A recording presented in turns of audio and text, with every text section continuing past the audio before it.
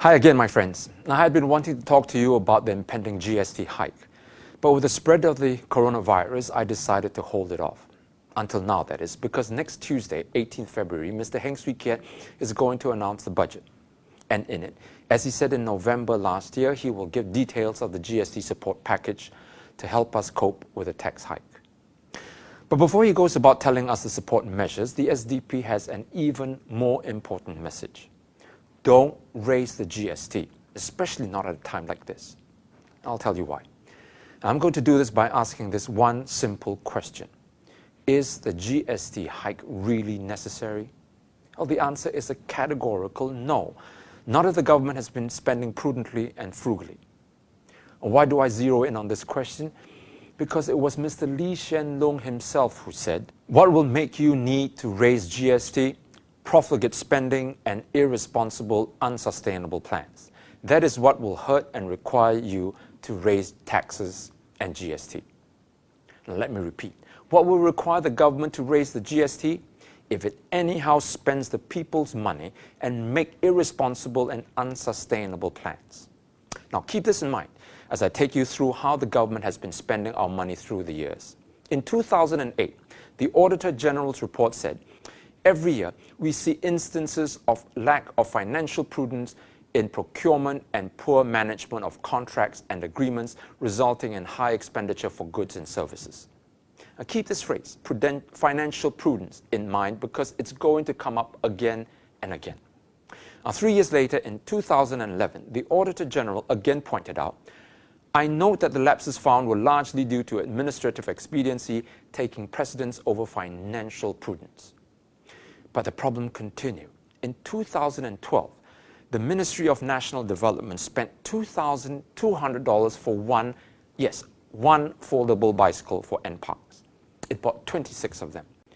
And do you remember in 2016 when the Auditor General flagged the ridiculous amount that the Ministry of Culture, Community and Youth, or MCCY, paid for a bin center?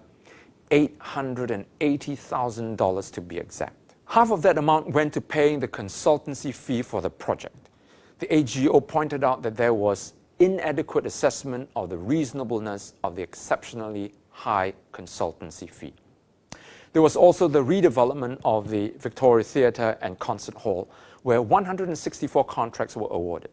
Out of these, 47 of them had works carried out before the contracts were approved. And get this, the delays for some of the contracts were up to 3.5 years. Now, that same year, the AGO noted that the Ministry of Manpower bought a computer system for nearly $500,000, only to find that it could not be integrated into the existing system. It was left on the shelf unused.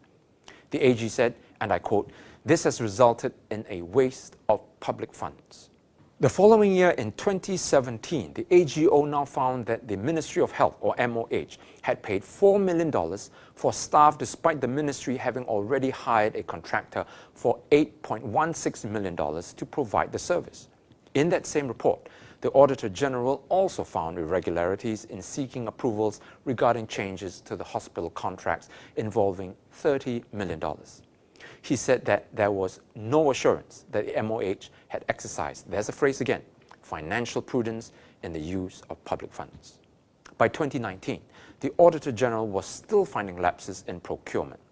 Again, the MCCY was cited for lapses in the approval of 142 contract variations amounting to $12.4 million for the National Gallery development project. The AGO keeps citing the lack of financial prudence on the government's part, but the problem keeps repeating itself. And this has been going on for years, if not decades. Over and above the AGO's report, there were other areas where government was spending our money extravagantly. The Youth Olympic Games budget exceeded the original budget by almost $300 million. In 2015 and 2016, the PAP spent $40 million on just one National Day celebration. It paid up to $1,500 for one bus stop bench, and this excluded installation costs. In 2011, the MOM paid nearly $600 for one office chair. It bought 472 of them at a total of $272,000. Then there are the overruns of the cost of building our hospitals. Now, the Khoo Teck Puat Hospital's total cost rose to over $700 million from the initial estimate of $400 million. The Koo family donated $125 million.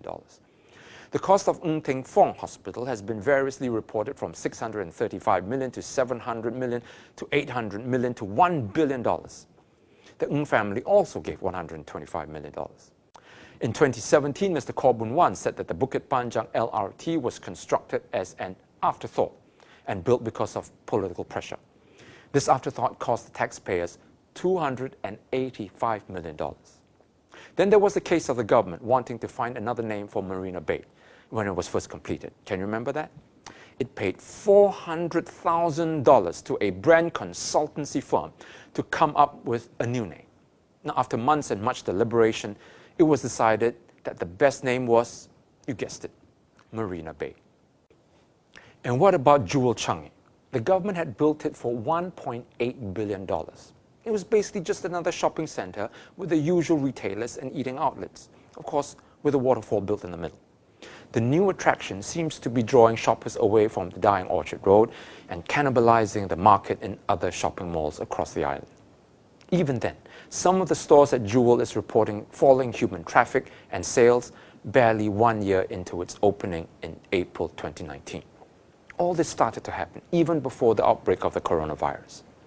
According to a prominent property analyst, we have more than 4 million square feet of vacant retail space in the third quarter of 2019. Why on earth did we spend such a staggering sum on another shopping center when we've already got an oversupply of retail space? Add to this an exodus of retailers out of Singapore, and you begin to see the folly of building a mega shopping mall at the airport. Sasa, the chain selling cosmetics, closed all its 22 stores across the island. HomeFix, which at one point had 23 outlets, closed for good. Metro, MPH, DFS, Crabtree and Evelyn, Forever 21, all shuttered. Times Bookstore closed its Centrepoint outlet, Kinokuniya shuttered its Liang Court store, and Popular moved out of Thomson Plaza.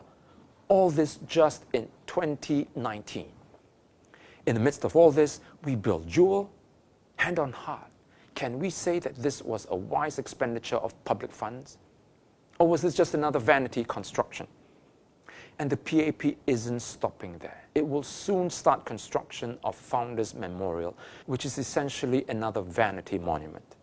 Who's going to pay for all this? You are. And let's not forget the extravagant amounts the ministers pay themselves, the highest paid politicians in the world. My fellow Singaporeans, I hope by now it's clear to you that the PAP has been profligate in spending our money. For the PAP, it's money easy come, easy go. Anyhow, spend the people's money, and if you need more, just raise the GST. The SDP has this one important message. Only when you exercise financial discipline and stop the profligate spending of our hard-earned money can you raise the GST, not before. At this moment, there is absolutely no justification for the government to hike the GST. Add to all this outbreak of the COVID-19 that is already taking its toll on retailers and Singaporeans, and for years to come, it is even more inconceivable to raise the GST at this point. As I mentioned, even without the effects of the virus, our retail scene was already on the wane and shops remained vacant. Now imagine what a GST increase would do to consumer confidence and how this will impact on businesses. But what about the support measures that Mr. Lawrence Wong announced will be in the budget and some of the steps that has already been taken? This is good, and the SDP applauds that. But we want to make it clear that the money for such measures should not be used as justification for increases in the GST or other taxes later down the road. The funds for such relief should be taken from the NIRC or Net Investment Returns Contribution. The NIRC, very briefly, is, as the name suggests, the returns or the income we derive from our reserves, not the capital of our reserves. So I hope Mr. Heng will pledge in the budget next Tuesday to do the following. 1, don't anyhow spend the people's money. Exercise financial prudence and make wise investments. Don't build mega projects like Jewel or the Founders Memorial. Save the money. 2, don't raise the GST. Like what Mr. Lee said, profligate spending and irresponsible, unsustainable plans will make you need to raise the GST. Now, this is on top of the slew of increases in taxes and prices over the last 3 to 4 years. 3, use the NIRC. Help Singaporeans and businesses recover from this virus situation by using the NIRC for support measures, and promise Singaporeans that the government will not recover the costs by raising taxes at a later stage and add to the financial burden of the people. If we do these, then we can make things work, help the country get through this trying period, and then get us on the road to better times. And before I wrap up, I want to leave you with this message. As the coronavirus situation deepens, let's spare a thought for those doing battle with the virus, putting their own health at risk to keep us safe. To all of you on the front line, on behalf of everyone at the SDP, I say a heartfelt thank you. To all of those who have been infected, our thoughts are with you and we wish you a speedy recovery. For the rest of us, let's rise to the occasion and not indulge in ugly behavior that causes more distress for the community. Let's behave responsibly and act rationally and cooperate with the authorities to bring the situation under control. The SDP will always look out for you. We always have, and we always will. We give credit where credit is due, but we won't flinch from speaking up when we see you, the people, being bullied. We are your wingmen. Stay safe and stay together. I'll see you again.